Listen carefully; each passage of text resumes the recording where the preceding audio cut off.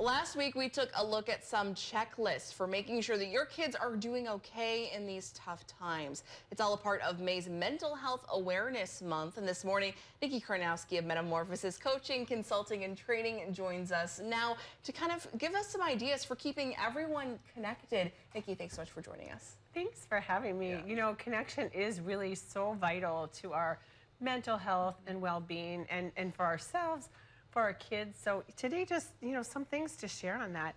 I think number one, just remembering to prioritize that family time, prioritize that friend time. I think we can be so busy doing. We don't often take time for that. So whether it's regular family meals, whether it's regular family check-ins, I think that's just really important. Having some great conversations during those times with our kids, with our family, and checking in. And even the extended family, making regular times or friends that we can actually just connect with them, share, a meal or a cup of coffee, and like, how are you doing? Yeah, absolutely. I mean, in these kind of times we've been in, I think that connection is something that a lot of people have been missing in a sense, I think so too, and we can kind of become okay to become an island to ourselves, even extroverts, Yeah. It's just become kind of that normal, so it sometimes takes us re-engaging with one another. Yeah, absolutely. And managing everyone's schedules can be so hard to make that connection time happen at the end of it, especially with parents and kids and everything. hard. But it is so important. I mean, are there other kind of ways where you can prioritize those connections and really getting together with each other? Yeah, I think for both adults and children, finding activities with others that share your interests, hobbies. I think for adults to engage in some of those things, to get out, maybe it's a sport they want to play, maybe it's book club, engage with that. And then for kids, what are those things that they're passionate about and that they love? Get them in some of those clubs and camps where they're around others, where they can really connect. That's great.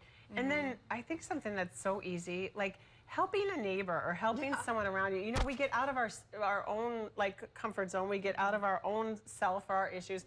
It's also great for kids to see us model that. They start to see the world through the things that we're doing. So yeah, absolutely. And I think sometimes we can really focus on our own issues a little bit, you know, and really focus on what's happening internal, which is good to remember too, but it's good to get out there and remember that other people are going through other things too. It's so true, Natalie.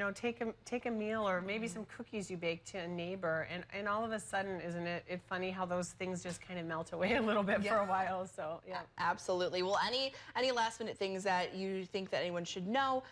We have a few moments left here. I would just say remembering it's okay to share with our friends and our family, how we feel, and normalizing that for kids. I think to be able to share, like, I'm not feeling great today, or here's how I feel, letting them know that's okay, and getting a support system around when somebody is sharing that, like, how could I help? And for our kids where we need to connect them with resources, making sure that we're in tune to that and not kind of, it can be easy to blow those things off, to really listen with ears to hear. Yeah, absolutely. Well, Nikki, thank you so much for joining us and sharing some tips on this May Mental Health Awareness Month. And of course, we got more lifestyle tips here on CBS 3 every Monday. We'll be right back after the break.